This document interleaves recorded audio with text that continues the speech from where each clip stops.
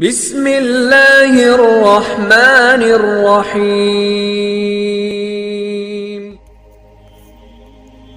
نیک مرد اور چال باز عورتوں کا واقعہ بیان کیا جاتا ہے کہ بنی اسرائیل میں ایک انتہائی نیک شخص رہا کرتا تھا جسے اللہ تعالیٰ نے ظاہری حسن و جمال بھی بہت دے رکھا تھا۔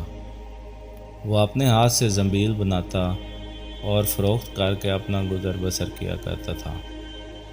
ایک دن وہ بادشاہ کے دروازے پر سے گزر رہا تھا کہ بادشاہ کی بیوی کی خادمہ نے اسے دیکھ لیا۔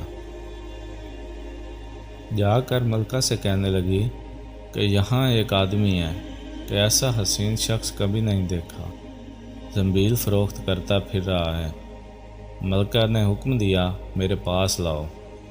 اسے لایا گیا تو اسے دیکھتے ہی ملکہ اس پر لٹو ہو گئی۔ کہنے لگی زنبیلیں پھینک دے اور یہ چادر سنبھال۔ باندی سے کہا تیل اور خوشبو وغیرہ لا، ہم اس سے اپنی حاجت پوری کریں گے۔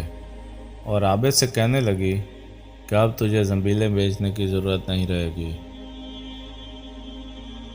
عابد بار بار انکار کرتا رہا۔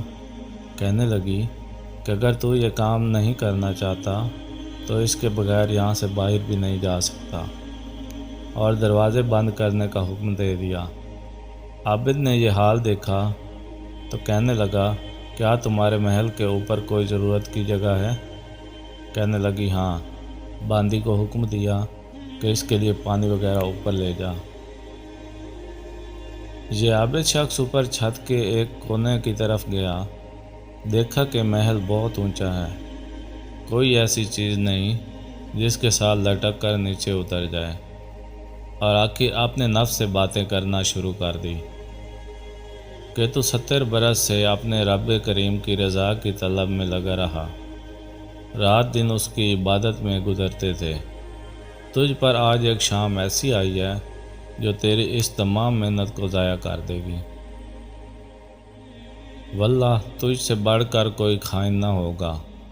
اگر یہ شام تیرے اعمال کو فاسد کر دے گی، آخر اللہ کو کیا منہ دکھائے گا؟ غرض اس طرح سے وہ اپنے آپ کو خطاب کرتا رہا اور آپس میں باتیں کرتا رہا۔ حضور صلی اللہ علیہ وآلہ وسلم فرماتے ہیں کہ اس کے جب اس نے بلندی سے کود جانے کا تہیہ کر لیا تو اللہ تعالیٰ نے جبرائیل علیہ السلام کو ندا دی۔ انہوں نے لبیک کہہ کر جواب دیا۔ ارشاد ہوا میرا بندہ میری مصیبت اور ناراضگی سے بچنے کے لیے جان کی بازی لگا رہا ہے، جا اپنے پروں سے اس کو تھام لے اور اسے ذرا بھی تکلیف نہ ہونے پائے۔ چنانچہ جبرائیل علیہ السلام نے اپنا پر پھیلایا، اسے پکڑ کر یوں زمین پر رکھ دیا جیسے ایک مہربان باپ بیٹے کو رکھتا ہے۔ فرمایا کہ عابد یہاں سے سیدھا گھر گیا، زنبیلیں وغیرہ وہیں رہ گئی۔ سورج غروب ہو رہا تھا۔ بیوی کہنے لگی زنبیلوں کی قیمت کہاں ہے؟ کہنے لگا آج تو ان کا کچھ نہیں ملا۔ کہنے لگی تو آج رات افطار کس چیز سے کریں گے؟ کہنے لگا آج کی رات یوں ہی ذرا صبر سے کاٹ لیں گے۔ پھر کہنے لگا اٹھ کر تندور میں آگ جلا دے، اگر ہمارے ہمسائے تندور میں آگ نہیں دیکھیں گے تو نہ جانے کیا خیالات ان کے ذہنوں میں دوڑیں گے، خواہ مخواہ انہیں پریشانی کا سامنا کرنا پڑے گا۔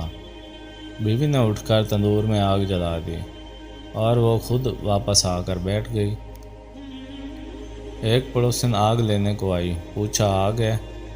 جواب ملا آگے بڑھ کر تندور سے لے لو۔ یہ عورت آگ لے کر واپس ہونے لگی تو گھر والی سے کہنے لگی کہ تو یہاں بیٹھی باتیں کر رہی ہے، ادھر تیری روٹیاں پک چکی ہیں بلکہ جلنے کو ہیں۔ عورت نے اٹھ کر دیکھا تندور بہترین روٹیوں سے بھرا ہوا تھا۔ عورت نے انہیں برتن میں رکھا اور خاوند کے پاس لے آئی اور کہنے لگی کہ تیرے ساتھ اللہ تعالیٰ کا یہ معاملہ تیرے بلند درجات کی وجہ سے ہی ہو سکتا ہے، لہٰذا تو اللہ تعالیٰ سے دعا مانگ کہ ہماری باقی عمر خوشحالی اور فراخی میں ہی گزرے۔ عابد کہنے لگا اسی حال پر صبر اچھا ہے، مگر عورت کا اصرار بڑھتا گیا، حتیٰ کہ عابد نے دعا کرنے کا وعدہ کر لیا۔ آدھی رات کو اٹھ کر نماز پڑھی اور اللہ تعالیٰ سے دعا مانگنے لگا کہ اللہ میری بیوی کا اصرار اور تقاضا یہ ہے کہ اس کو باقی عمر میں خوشحالی اور فراخی عطا فرما۔ اتنے میں چھت پھٹ گئی، یاقوت اور موتیوں سے بھری ہوئی ایک تشتری نیچے آئی، جس سے تمام گھر جگمگا اٹھا۔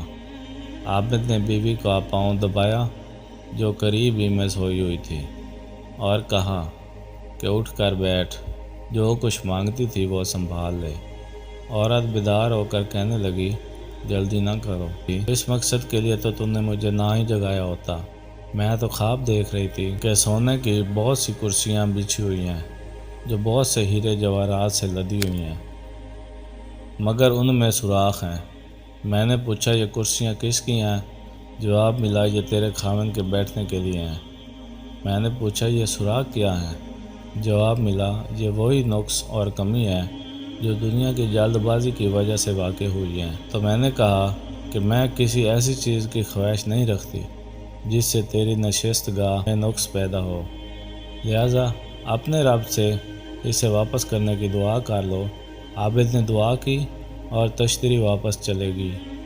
واقعے کا سبق: بے شک جو اللہ کے خوف سے اپنے آپ کو نفسانی خواہشات سے بچاتا ہے تو اللہ تعالیٰ یقیناً اس کی مدد فرماتا ہے۔